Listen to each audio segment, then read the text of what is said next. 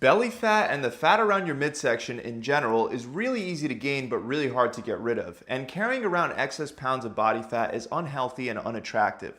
So many people take it upon themselves to fix their belly fat problem, and most of them do it by trying to do crunches and sit-ups until the fat disappears. But crunches and sit-ups are some of the worst exercises you can do because they don't burn a lot of calories at all, and unfortunately, you can't target the fat on your midsection by doing ab exercises.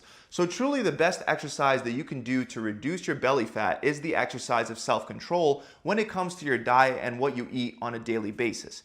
However, even though your diet will always be the main determining factor for how many calories you take in, there are certain exercises that burn far more calories than others, and these exercises can be used to boost the amount of calories you burn on a weekly basis, which will help you burn more fat from your whole body, including the fat on your midsection. And the first exercise that I want to start with is a simple medicine ball slam. The easiest way to do this is by using either a slam ball, which looks just like a medicine ball, or a sandbag. Since slam balls are becoming more and more common in gyms, I'll be demonstrating with a slam ball. So you're going to start with your feet shoulder width apart and the ball in between your feet. Squat down, grab the ball, stand up, and curl and press it over your head.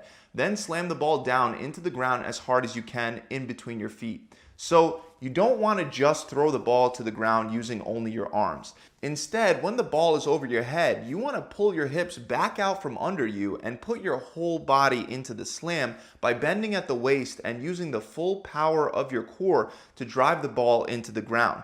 Then repeat for reps.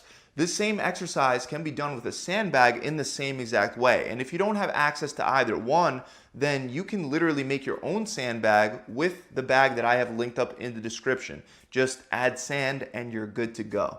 Another great exercise that'll get you really winded is the cable wood chopper. To set this one up, you're going to bring the pulley to the bottom of a cable cross and attach a D handle. Then while standing with the D handle at your side, bend down and grab it with both your hands. You can either interlace your fingers or simply put one hand over the other. So this is your starting position, standing straight up with a D handle in both hands at your side. From there, you're going to squat straight down, stand up, and with your elbows almost fully locked out, you're going to rotate the cable from your hips at an upward angle over your opposite shoulder. Then bring the cable back to the starting position while still keeping your elbows almost fully locked out, and then repeat for reps on one side before switching to the other. Don't make the mistake of bending and extending your arms on each of your repetitions. This should be a rotational movement. And keep in mind that most people don't perform exercises that develop rotational strength. And this is a big problem because almost all injuries occur when a rotational force is involved. So strengthening with exercises like the wood chop can really help prevent potential injuries. Next, we have one of the best calorie burning exercises, period, the weighted burpee. To begin, you're going to grab two moderately heavy dumbbells that you can curl and press over your head. Then stand straight up with both dumbbells hanging down at your sides. Squat down as you bend your back and plant both dumbbells around the outsides of your feet. Then jump your feet back out into a push-up position and perform a push-up onto the dumbbells. After that, hop your feet back in between your hands and stand straight up with the dumbbells.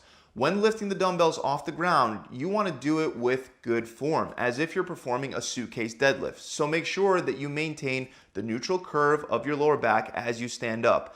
And then you're going to curl and press those dumbbells over your head. Finally, lower the dumbbells back to your shoulders, then bring them back to your sides, and then repeat for reps. Now, if you're a beginner, you can do these with just your body weight, and instead of jumping your feet out, you can walk them out and back in for less impact. Let's move on to kettlebell swings, and kettlebell exercises in general are very good at boosting the heart rate and helping you burn a ton of calories. In fact, according to the American Council on Exercise, the average person can burn 400 calories in just 20 minutes with a kettlebell workout. This equates to 20 calories being burnt per minute, which is the same as running at a 6-minute per mile pace.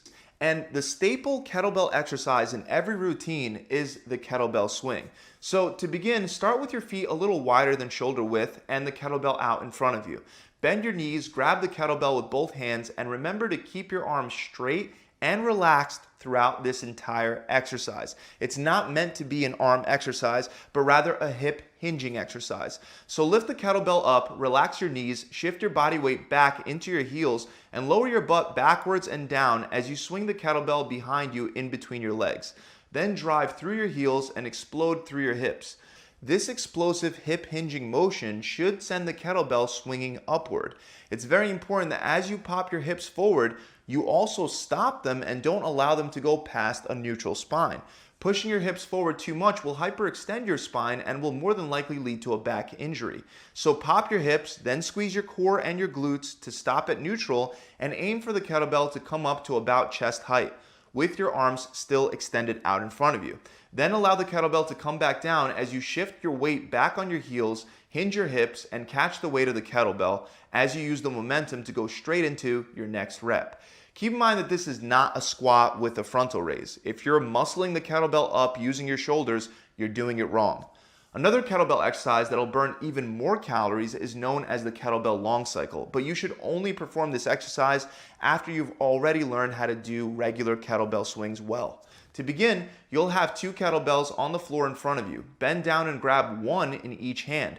Then swing both in between your legs with your hands in a neutral position. This part is the same as the kettlebell swing, except after you pop your hips forward, you want to quickly tuck your elbows tight into your ribs and bring your hands together under your chin. This should create a pocket to catch the kettlebell in. Don't make the common mistake of catching the kettlebells with your hands wide apart, as that will externally rotate your shoulder into a position that's very likely to cause a shoulder injury. So once both kettlebells are in that rack position in those pockets that you made with your arms, you want to bend your knees, lean back slightly, and explode upwards as you perform a push press to get the kettlebells up over your head. Then lower the kettlebells back into that rack position in those pockets while simultaneously bending the knees to catch the weight. And from there, lower down and swing under in between your legs before popping back up and repeating for reps. Next, we have one of the best fat loss machines out there, and all it is just a big, long, heavy rope, the battle rope. Now, there are many exercises you can do with the battle rope for the purpose of fat loss, and I'll quickly run through a couple. First is the alternating speed rope slams. You'll hold an end of the rope in each hand, slightly bend your knees, and make short curling and extending motions with your arms to create quick wave-like slams along the length of the rope. With this drill, you want to focus on moving the rope as fast as possible. Alternatively, instead of speed, you can focus on power by performing overhead rope slams with both arms at the same time. Just like with the slam ball, we're going to raise both of the ropes all the way up over the head and slam them all the way down using our whole body, especially our core. Then lift back up over your head and repeat for reps.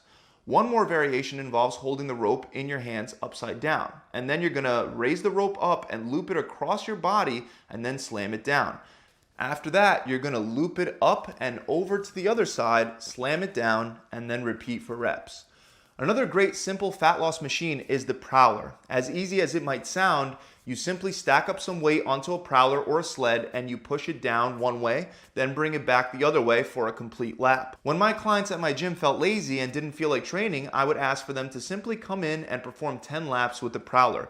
And soon enough, the prowler became nicknamed the throw-up machine. So if you ever feel like skipping a workout, just go to the gym and push a heavy prowler or sled for a total of 10 laps back and forth. In my gym, the length of the turf is 60 feet, so a lap is about 100 to 120 feet of pushing the prowler. Also remember, when selecting the weight load, make sure it's heavy enough to struggle.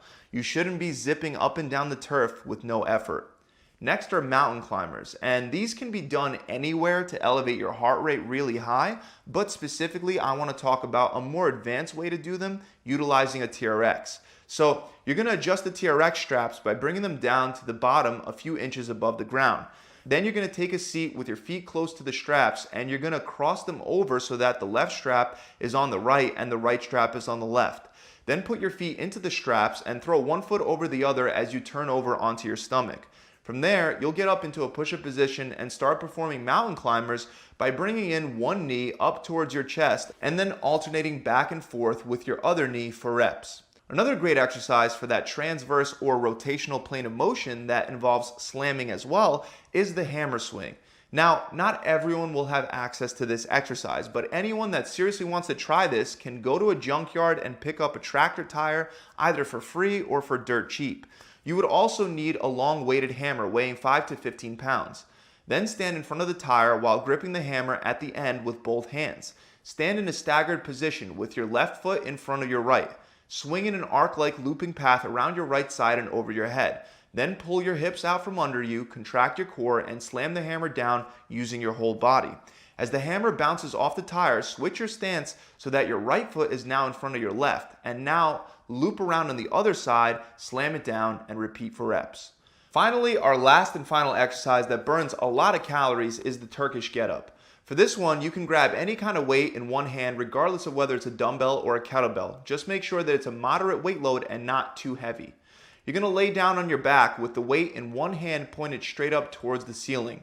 Take your leg that's on the same side as the weight and bend that knee. Meanwhile, your other leg is going to stay straight. Then sit up while still keeping the weight pointed straight up towards the ceiling and prop yourself up on your other elbow. From there, continue sitting up while extending your elbow and then plant your hand on the ground behind you.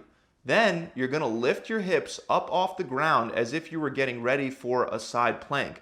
But instead, you're going to make room to slide the leg that's closer to the ground back behind you and plant it into the ground not too far from where your hand is. Then you're going to come up into a lunge position and stand all the way up with the weight above your head. Then you're going to reverse the movement. So lunge, post, kick your leg out, lower to your elbow, and then return to the starting position before repeating for reps. So those are 10 exercises that are amazing at burning a lot of calories, which should help you burn more.